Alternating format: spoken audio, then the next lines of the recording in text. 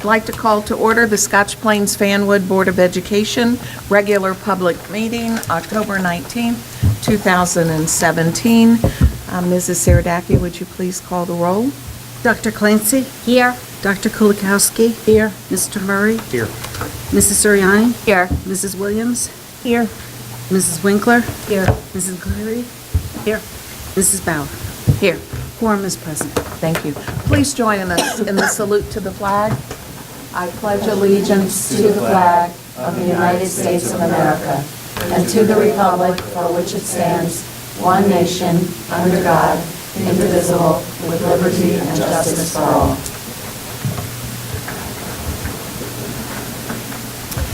The board just met in executive session, and we discussed personnel issues, the HIB report, and also legal status report. And we also had notice of this meeting given to the Township Clerk of Scotch Plains, the Borough Clerk of Fanwood, the Times, and the Patch. We do have some additions to the agenda tonight.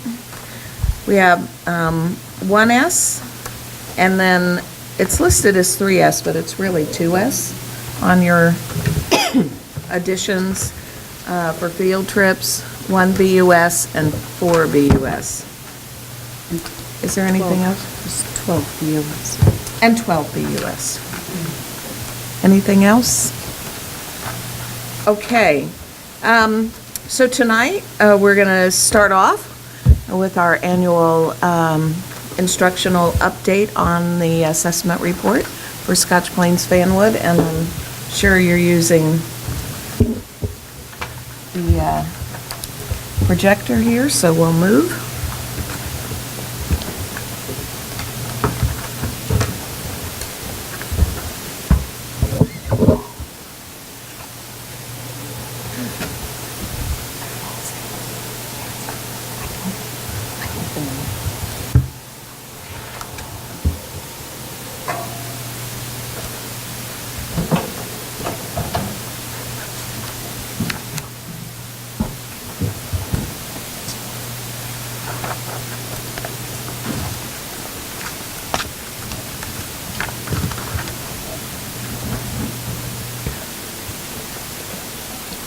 So we are happy to share our third year of park data.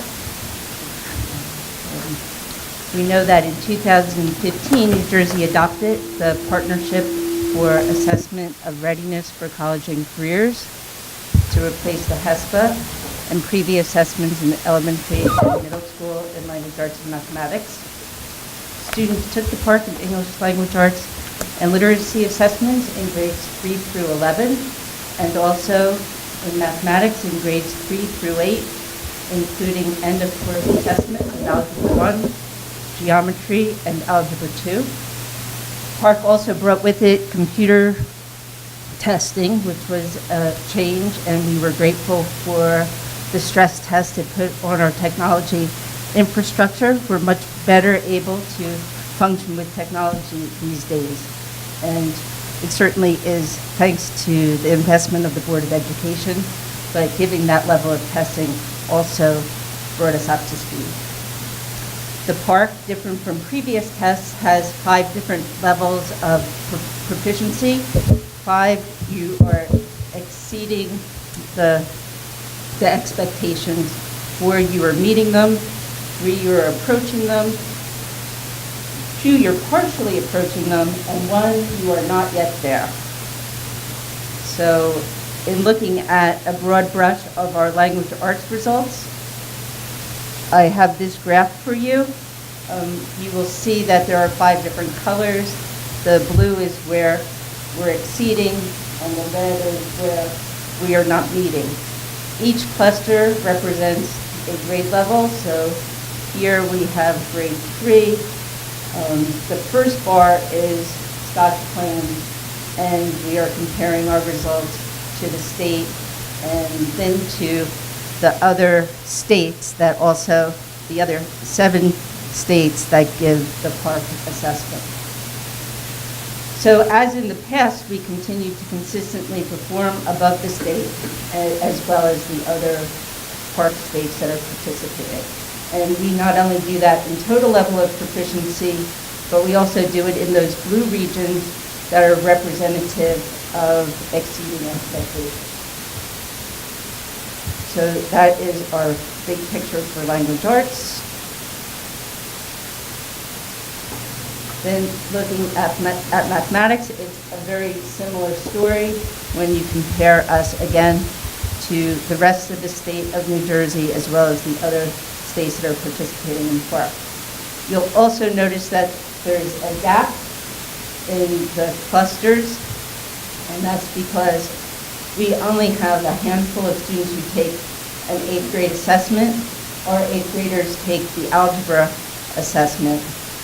So all of our students who take algebra in this region here are our 8th graders and some 9th graders.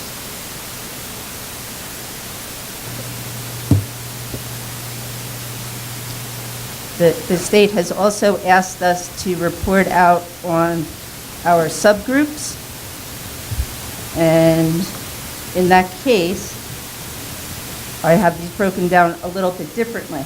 Because with our subgroups, just to go back to one of these graphs, if I were to do our subgroups as we would compare them to the state or other park districts, our subgroups would perform in a similar way.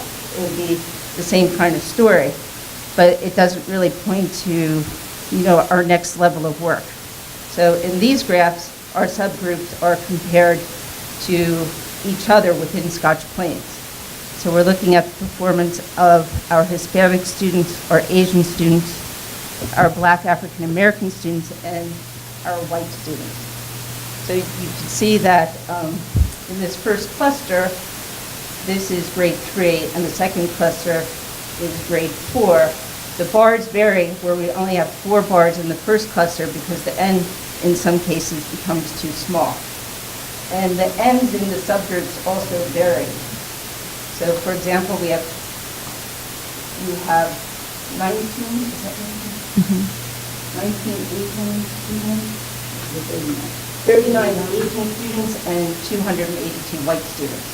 So we're really also comparing very different ends. So mathematically, that says something as well. But we could see that consistently in all of these graphs, when we look at our subgroups, our Asians always perform highest, followed by our whites, then our Hispanics, and then our Black and African American students. So we look at that so we can really zero in on individual students where we need to give guidance. So this just continues with grades 5 through 8, and that same trend occurs. And then going to language arts, they look very similar to the math graphs as well.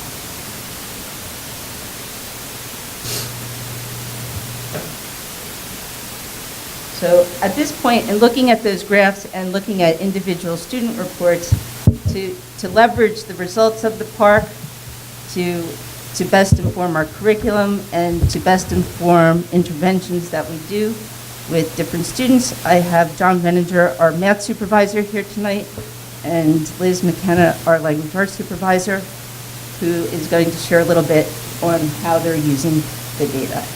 So first, language arts.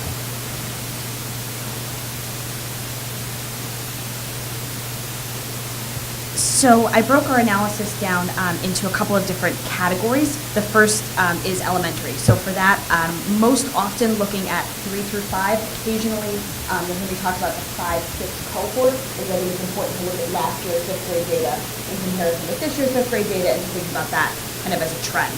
So even though 6th grade isn't elementary, sometimes I will talk about 5 to 6 just with that kind of bump here.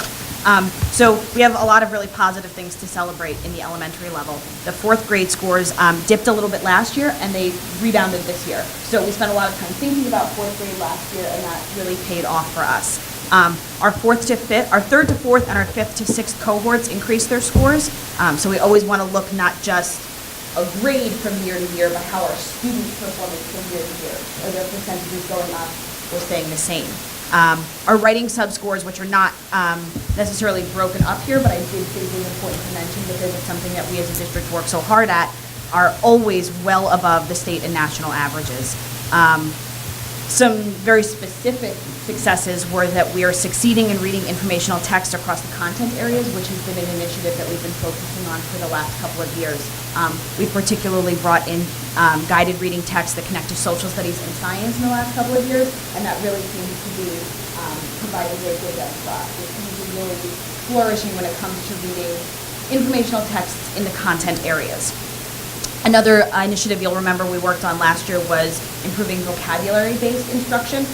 That was an area of weakness for us last year, and that includes, again, 3 through 5 across grade levels. Those questions students were having a lot more success on.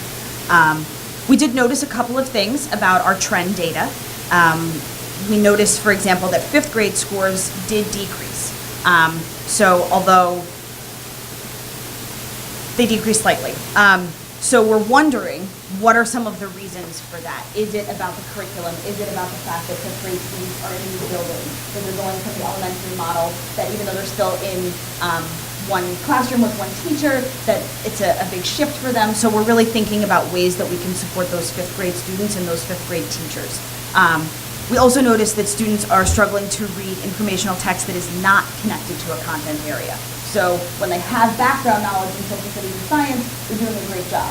When they're seeing a text that they have no background knowledge on, they're struggling.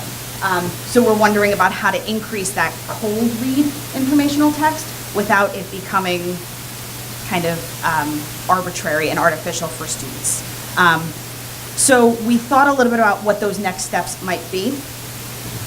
For the nonfiction text, we're going to continue thinking about what it looks like in the content areas because those skills are going to be able to transfer to those cold read texts. And then thinking about when we're teaching students nonfiction reading, can we intersperse some of those unfamiliar texts so that students can get a handle on reading text they have background knowledge on, as well as text they don't have background knowledge on. Instead of always using maybe social studies or science texts to teach new nonfiction skills, alternating those with some texts that students have not had prior work with before.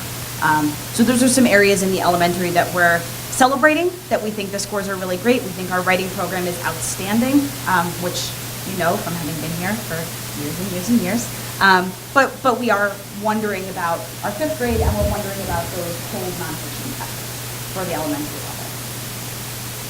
For the secondary level, again, we have great successes. Our 6th, 8th, 9th, and 10th grade all increased their performance, which we think is really wonderful. We had increased participation in 9th and 10th grade, which may have been part of the reason for our increased performance, but we're going to take it whatever the reason is. Our 6th to 7th, 8th to 9th, and 9th to 10th grade cohorts all increased their scores, which we think is really, really great. Last year, we were specifically looking at last year's 8th graders and thinking about their scores had dipped and wondering why, and they rebounded beautifully in the 9th grade. So we think that's really wonderful. Again, our writing continues to exceed expectations for both the state and cross-state averages on the secondary level. And last year, we noticed a struggle for secondary in terms of those vocabulary-based questions, and again, they improved this year as well. So we focused on that last year, and we saw a real improvement. So that's something that we're really proud of. We're noticing that the 8th grade is continuing to struggle. So this is the second year in a row that we're seeing that 7th to 8th grade kind of dip. Last year's 7th grade scores were outstanding. They were almost 90%. So we expected to see a little dip this year because they were just so wonderful last year. So again, we just want to take a look at what's happening in the 8th grade. Are there kind of socio-emotional factors that might be playing into it? A lot of 8th graders fancy that they are high school students by the time the part tests roll around. So thinking about, are there ways that students can be more prepared in terms of their preparation for the exam that might not be curricular, but that might be kind of emotional. We noticed kind of the opposite of elementary, that secondary students seem to be struggling when they're reading in the content areas. They're doing a great job when they're faced with informational texts they've never seen before, but when the reading is heavily historical or heavily based on science, that's where they seem to struggle. So we're wondering about how language arts teachers and the language arts department can support content area teachers as they are working through reading. in the elementary level, the same teacher teaches the content areas and language arts. So it's very easy for that teacher to make those cross-curricular connections. It becomes a lot more difficult when there's two different teachers teaching two different things. So one of our focuses for this year is really going to be thinking about how can the language arts department support reading in the content areas. We know that this year in science classes and in social studies classes, students will be participating in literature circles, which is a really great way for students to get that exposure. So we want to be able to support them as much as we can. So we're going to continue to take a look at the 8th grade to try to figure out if that's a curricular issue, if that's a social emotional issue, if that's a cohort issue, what's happening in the 8th grade. And then we're also going to be thinking about those informational texts and how we can increase them in language arts and use the language arts department to support those content areas as they increase their use of informational texts. So that's language arts. And now over to John.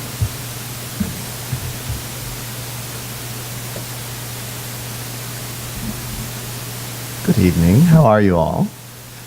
So in the math, you will find a similar breakdown as far as elementary, middle, and high school. In our elementary schools, we've been fairly consistent with our achievement, something to be celebrated, but as I always say at these reports, I'm never satisfied. In 3rd grade, the thing that we find is a struggle for students is it's their first time with the test, it's the first time with the equation editor, and you and I know that when we did mathematics, we did our computation on paper, and that was good enough. Now they have to transfer that using equation editor, which is something that they type into, and some of our students are still finding that to be a daunting task. So we continue to expand those opportunities.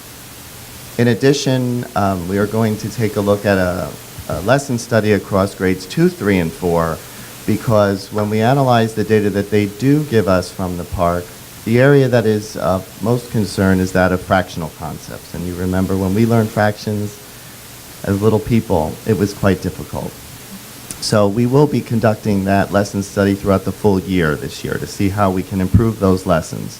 4th grade is also very consistent, and typically when our students individually, which is not shown here, have a difficult time in 3rd grade, they improve in 4th grade. In middle school, we are finding also a little disconnect between 4th and 5th grade. When students are in 5th grade, the test actually is quite broader in scope. In fact, all of the skills that are developing skills in 4th grade become secure in 5th grade. So it's quite a task for a 5th grade teacher to ensure that everybody is secure on all skills in 1 year. We find this to be a trend over the last 3 years of Park, and we're still taking a look at the curriculum to see what can be improved and how we can actually complete the curriculum before Park is administered. And that's always quite a task. So we're planning on bringing 4th and 5th grade teachers together to have that discussion to see where we can realign some of those units to make sure that we do give them as much exposure prior to the Park exam. In the middle school, 6, 7, and 8, it's a very good story. The students have been very consistent. Each year they grow for the most part. In 8th grade, as you know, we give all of our students Algebra 1, and I'm very proud of those results that you see there. The teachers in 8th grade are working very hard.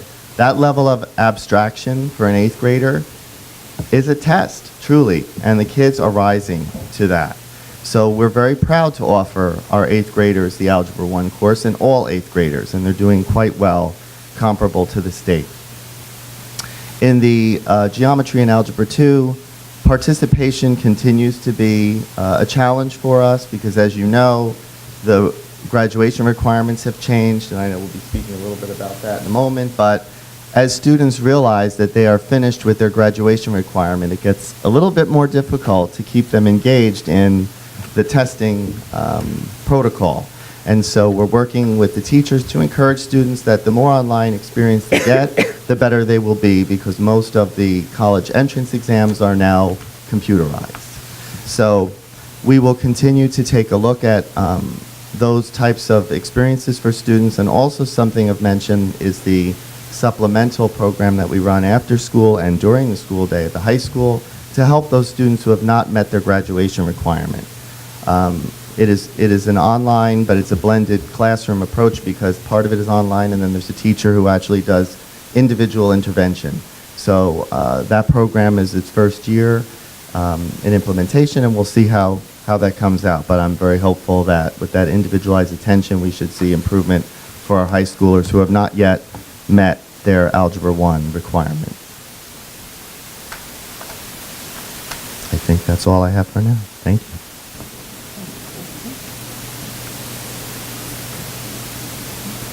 So I think that Liz and John certainly have given you a window into how we're using the park to both measure where we are with our curriculum and finding ways to help our students.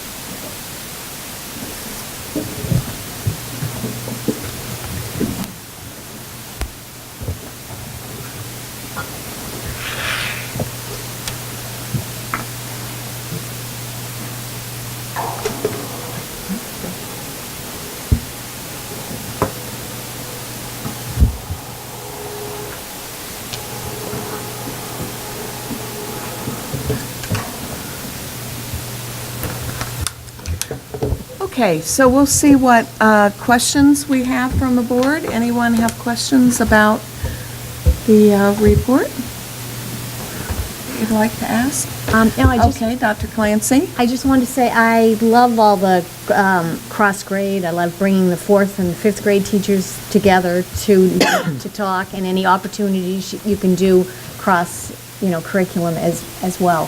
I was wondering, this is not here, but have you had any chance to do any follow-up between these scores and the PSATs? Did you ever look at that, at those two? And I know you don't have that tonight, but is that something that we look at? It's certainly a good suggestion that we are working on a data dashboard where we're taking a number of different data points to look to see the correlation or the one-off, because certainly Park is just one view of the student's performance. Well, and I was actually thinking of it because the whole, whether it's content-based reading or those informational texts or what's on the PSAT and the SATs largely.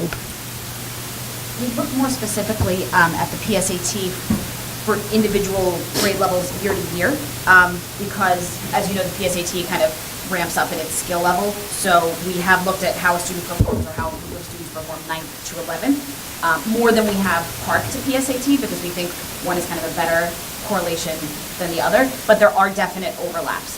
Park's questions tend to be more text dependent, whereas the PSATs tend to be more inferential, but there's definitely value in looking at the two together, and looking specifically. We get a little bit less information from the PSAT about the kinds of passages that they read, so it can be hard to tell, was this a historical passage, was this a scientific passage, whereas the Park will specifically say, this question that this number of students got wrong was about historical reading. So it gives us a better sense of the specific kinds of text that they're dealing with, but the two obviously have connection and overlap for sure. And for the interest of the public, I would like to say that several years ago, the board chose to have all students take the PSAT. So all students can take it and don't have to pay for it. And I think that's a great thing that our district does to make that test available to all students. So I'm glad that we can also use it as well. Thank you. Anyone else have questions that they would like to ask? I would just like to say one thing.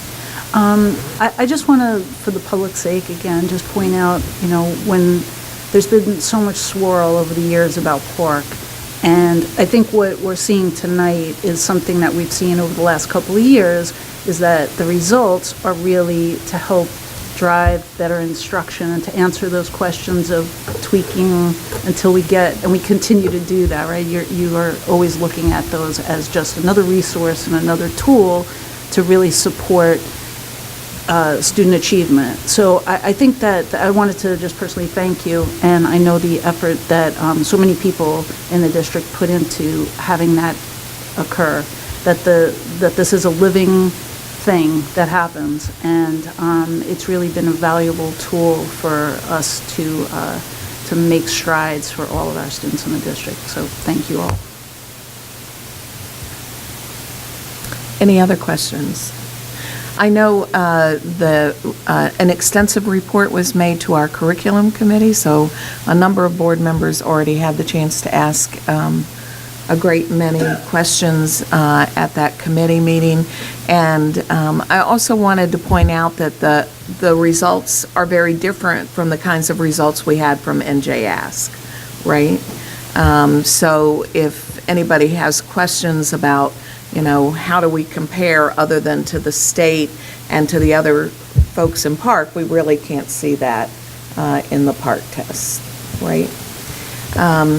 So thank you all for your hard work. I want to echo what Mrs. Cleary said about, I know the teachers are looking very deeply into the results for every student and working hard to help on an individual level, even though we're looking at the macro, and we are proud that we're continuing to perform well.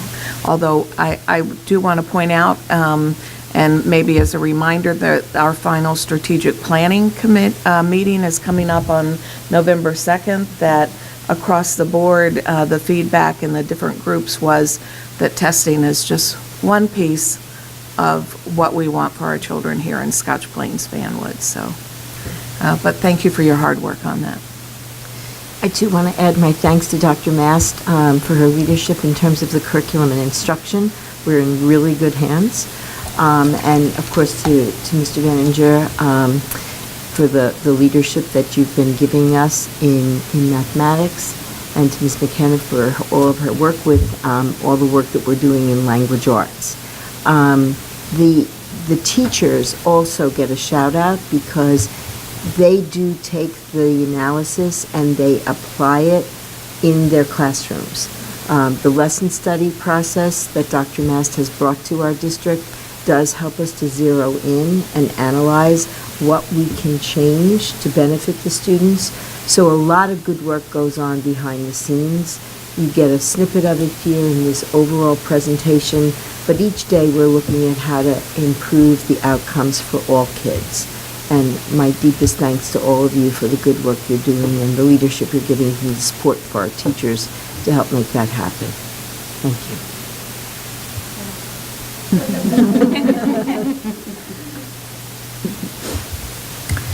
Okay, moving on with our agenda, we now have an opportunity for members of the public to speak to the Board of Education in accordance with the SPF policy 0164 and 0165. If anyone would like to come to the microphone, please give your name, the town in which you reside, and we do have a 2-minute limit per speaker.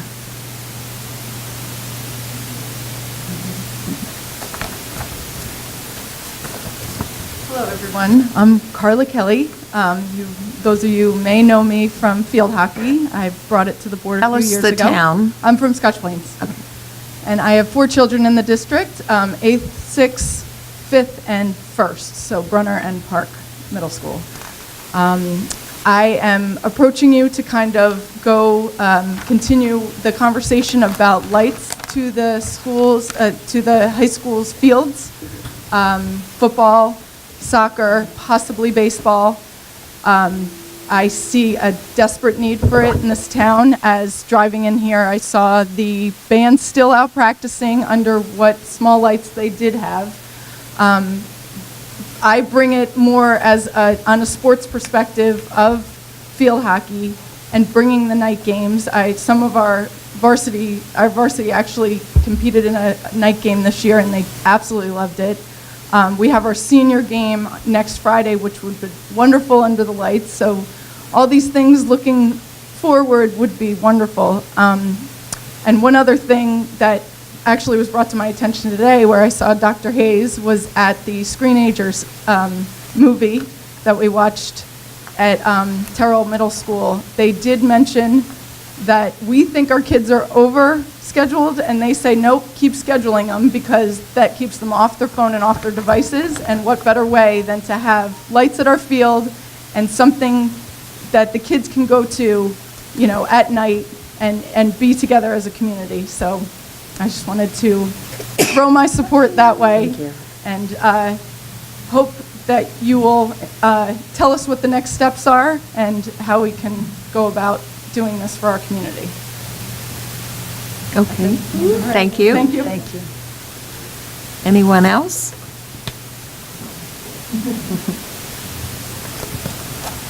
Hi, everyone. Cheryl Conklin, Scotch Plains. I have 3 kids in the district, 5th grade, 6th grade, and 9th grade. And I also want to just express how important it is, I think, for us to have another thing for our community, for our kids to do, a very safe thing, to have the lights on the field. What better activity for our kids to be involved with, either if they're not playing, coming and supporting their school, supporting the community. My daughter plays on the field hockey team, and the night game that they had last week, all the kids were announced and they came through. And I thought, well, why can't we do that at our home games? And we had a game against Milburn at night, and the whole community was there. There were people running on the track. There was a soccer game going on over here, a football game going on over there. So the kids are safe, the community's all involved, it's all lit up, and you come back to Scotch Plains, and what are our kids doing? Maybe hanging out, and it's dark, and they really are doing things that they shouldn't be doing. So it's just another positive thing that I really hope that we can bring to the town, and just another bonus to the community that we have here. That's why I'm here. Thank you so much. Okay, thank you. Anyone else?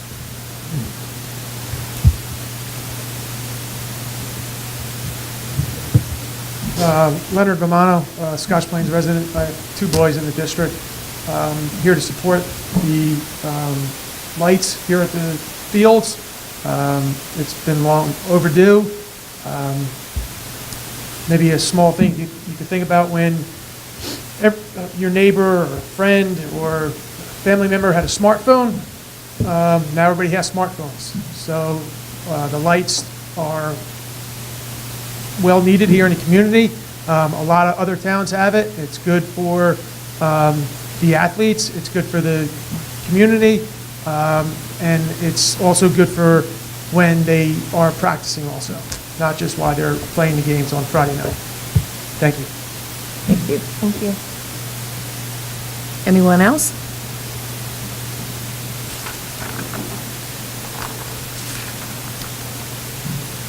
Good evening. John D. Prospero, Fanwood resident. Fanwood resident for 48 years. Okay? Family has been here for a very long time. I have 3 kids in the district. 1 graduated senior is now a freshman in college. So we have an 11-year-old, a 13-year-old, and a 16-year-old. All of them play sports. Okay? Field hockey, lacrosse. For lights to be put on this field, I think would be a great thing.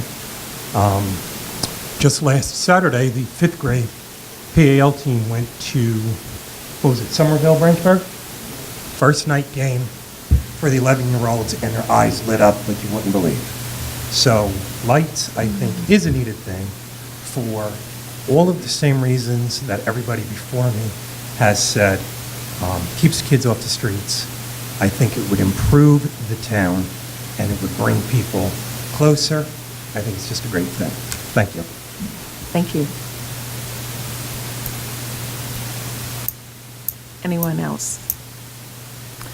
So I will say that we had people here last week also speaking about the lights, and I believe our facilities and finance committees are going to be discussing the possibility of lights. So that hasn't happened yet because we just met last week and had this brought up, but we appreciate your input. Okay. Are there any committee reports that didn't already report last week? I don't think so. Okay, so that brings us to the superintendent's report, Dr. Hayes. Thank you, Mrs. Bauer. So I would call your attention to the additions to the agenda. because last week at this time, we had no changes in out-of-district placement, but this week, we do have an adjustment to an out-of-district placement where we need to add some additional funds to support the cost for a job academy in learning experience. So I would ask that the board approve 1S this evening. So moved. Second. All those in favor? Aye. Opposed? Thank you. Similarly, last week at this time, we did not have field trip requests, but since that time, we have 3 additional field trip requests.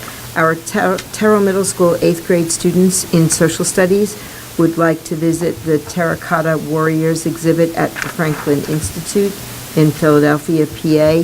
This will nicely mirror their studies in the unit on China that they will be doing this year. In addition, our high school students would like to attend the Student Leaders class for the Jostens Renaissance Tour. This will take place on March 6th at J.P. Stevens High School in Edison. And finally, Park Middle School 8th grade students who are studying Spanish would like to attend Brooks Art Center in Bound Brook on November 14th, 2017.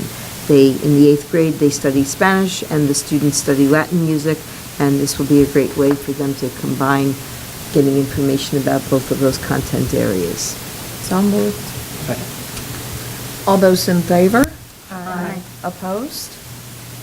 Thank you. 3S, tonight I would like the board to acknowledge the receipt of the report presented by me at the October 13th meeting, in which we formalized our traditional October 15th enrollment numbers. Since the 13th was on a Friday, that's the date the state asked us to use.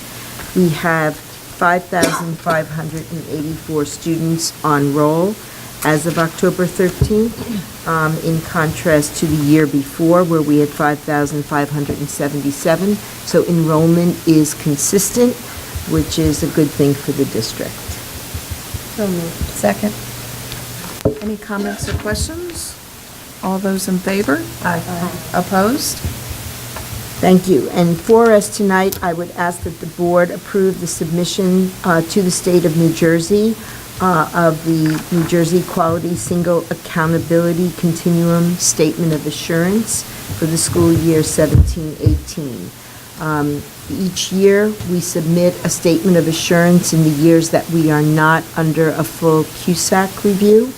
And this year, I am proud to report to the board that under instruction and program, we are 100% compliant. Fiscal management is at 90%. Governance is at 100%. Personnel at 100%. And operations at 100%. So I would ask that the board approve the submission of this statement of assurance, and this does require a roll call vote. So moved. Second. Mrs. Saradaki, would you please call the roll? Mr. Murray? Yes. Mrs. Cleary? Yes. Mrs. Clancy? Dr. Yes. Clancy? Yes. Dr. Kulikowski? Yes. Mrs. Suriani? Yes. Mrs. Williams? Yes. Mrs. Winkler? Yes. Mrs. Bauer? Yes, thank you very much. And finally, I would ask that the board approve the personnel agenda as reviewed in exec this evening. So moved. Second. Mrs. Saradaki, would you please call the roll? Yes. Dr. Kulikowski? Yes. Mrs. Winkler? Yes. Dr. Clancy? Yes. Mr. Murray? Yes. Mrs. Suriani? Yes. Mrs. Williams? Yes. Mrs. Cleary? Yes. Mrs. Bauer? Yes. Thank you, and that concludes my report. Thank you, Dr. Hayes. So we have another opportunity for the public to come to the microphone. If anyone would like to come speak to the board, we just want to remind you to give us your name, the town in which you reside, and there's a maximum of 2 minutes. Seeing no one, we're going to move on to the business functions, Mrs. Saradaki. Okay. I would like to group these if that is okay. That's fine.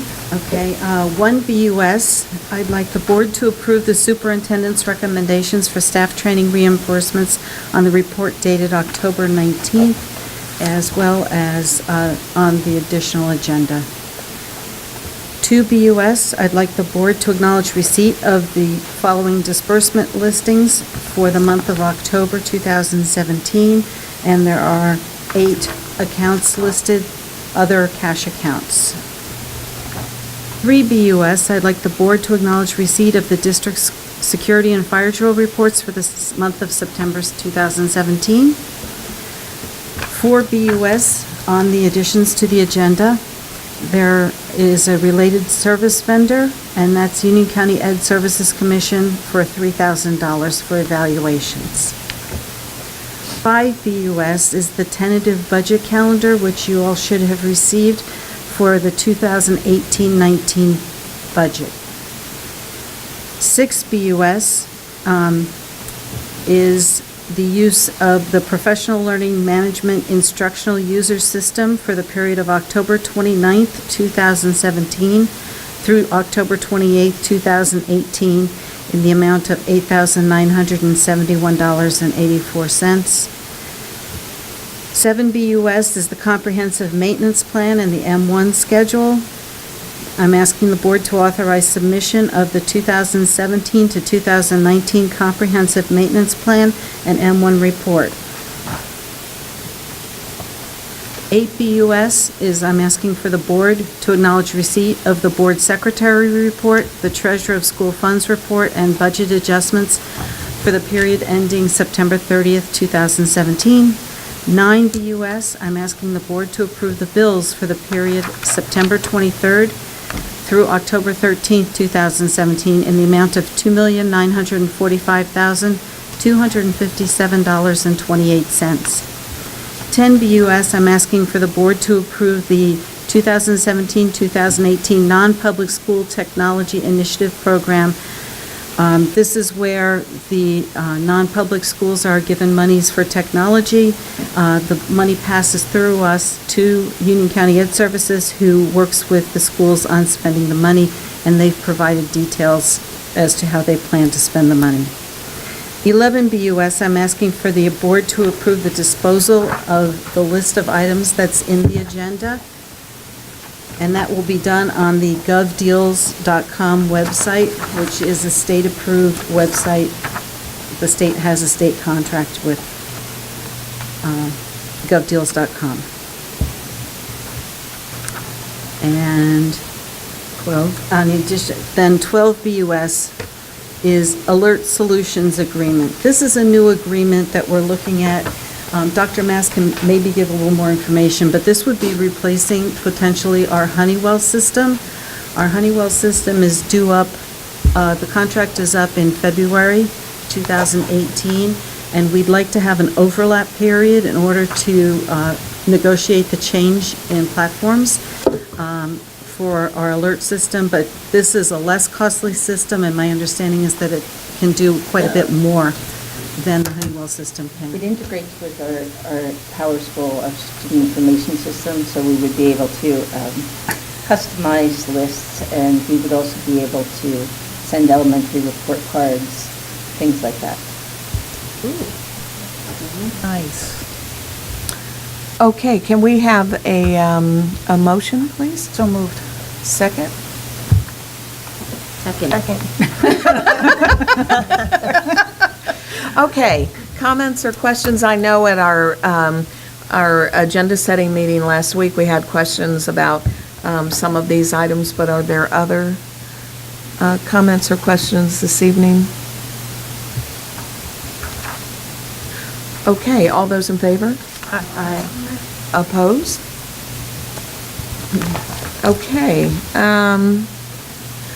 no board policies this evening. Any new board business?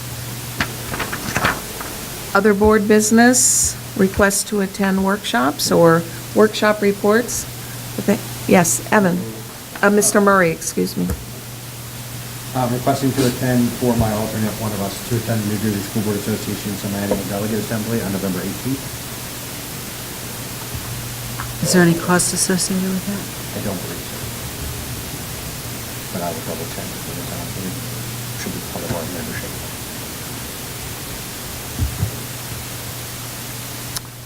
Thank you in advance for representing us. Okay, that brings us to the approval of the minutes for September. Are there any abstentions? Or motion? How about a motion? So moved. Second. Thank you. All right, all those in favor? Aye. Opposed? Okay, we have one last opportunity. If there's anyone from the public who would like to come to the microphone. Seeing no one, that brings us to the good of the order. Anyone have anything they would like to share? Yes, Dr. Oh, the new Kulikowski. artwork that we, it's so striking, that nice black and white contrast. Who's the artwork from this time? Oh, Mr. Gunn. And I also attended the screening of Screenagers last night and today at Terrell, and it was a standing room only last night at the high school, which was very impressive to see that many parents and students came out. And then this morning, there was over 100 people at Terrell for the daytime screening, and I hope more families get to see it, and I hope we can make arrangement for more opportunities for people to come out and see it if these 2 days weren't convenient. It was excellent, excellent piece. Thank you. Anyone else for the good of the order? Yes, Mrs. Winkler. I had the pleasure of watching the Screenagers movie this morning, actually. I don't know if pleasure is quite the word for it. It was very informative, really interesting, a little bit scary. And yeah, I definitely think that if we can do anything to have additional showings at some point, it would to do so. Okay. So for the benefit of the public, the opportunity to bring this documentary film to our district was supported by our Education Enrichment Foundation. Our 2 middle school principals, in conjunction with their counseling staffs, applied for a grant to fund the showing, because this is a proprietary documentary and there are licensing fees.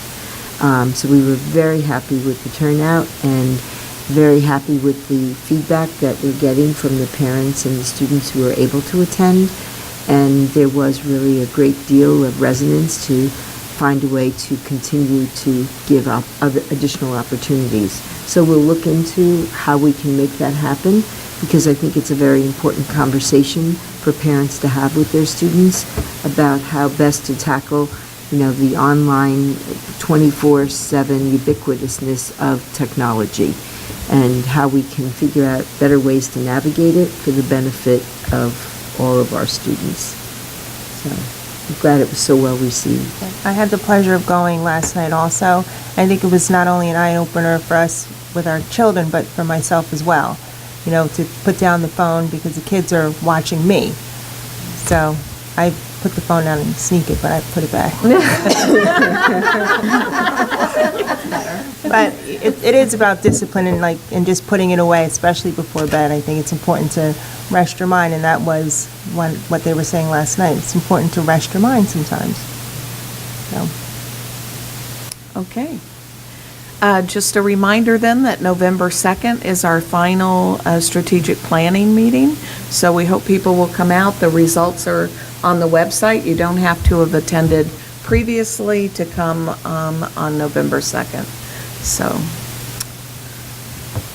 we're going to have I think Dr. Hayes went to the opera with 30 middle school students. Oh, yes. Yes, I did. Seems so long ago. It was only last Saturday.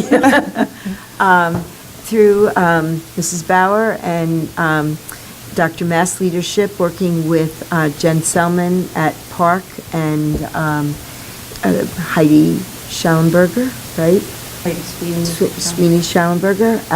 And I also think with the support of Barbara Prestridge, right? We have been able to continue our venture into how best to integrate the arts into our curriculum.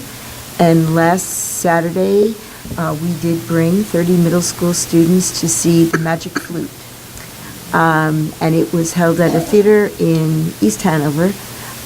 It is through a grant from Bank of America? It's sponsored by Bank of America. Bank of America and the Metropolitan Opera.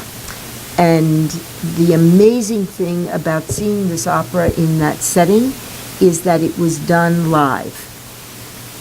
We're in a theater, so as it's happening in Lincoln Center, it's being simulcast. We have the benefit, though, of having the best front row seats you will ever have, because it is almost as if you are on stage. You see what's going on in terms of the facial expressions of the singers. You see how the performance works in terms of the staging. You get some insights into how quickly they're able to change the scenes, to adjust to the ongoing story. And then the piece de resistance is at intermission, you get the opportunity to see interviews with performers, with stage people. In this case, they were demonstrating the puppetry that they used to help elaborate the story of the Magic Flute. And the bonus for middle school kids is they get to go to the opera and have popcorn simultaneously. It was a great opportunity. There was one winning quote that Jen Selman shared, that one of the boys who went, he was tentative at first, and after experiencing the Magic Flute in that format, he said that he wanted to go to the next opera, and he would even be willing to pay for the ticket. High praise indeed. It was a great opportunity, and we're really grateful for the connection. The professional development that had preceded this, Dr. Mass can speak a little bit to. The first group that we targeted was the Blue Notes at Park. And Jen Selman certainly has expertise and familiarity with a lot of the arias from that opera. She brought the kids together, and she did some of the activities that we actually experienced at the Met in a previous professional development experience. And Heidi Sweeney did a lot of the historical research, so the kids met after school.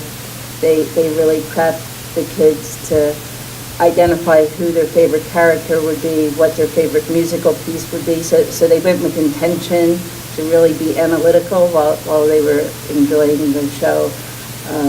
And then they even met again afterwards, after school, to debrief. And it just has a lot of really amazing energy around it. So we're looking forward to continuing and expanding.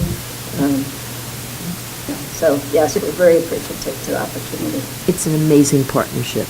It really is. Okay, thank you very much. So, do we have a motion to adjourn then? So moved. Second. All those in favor? Aye. Opposed? Have a good evening, everyone. I hope you enjoyed it.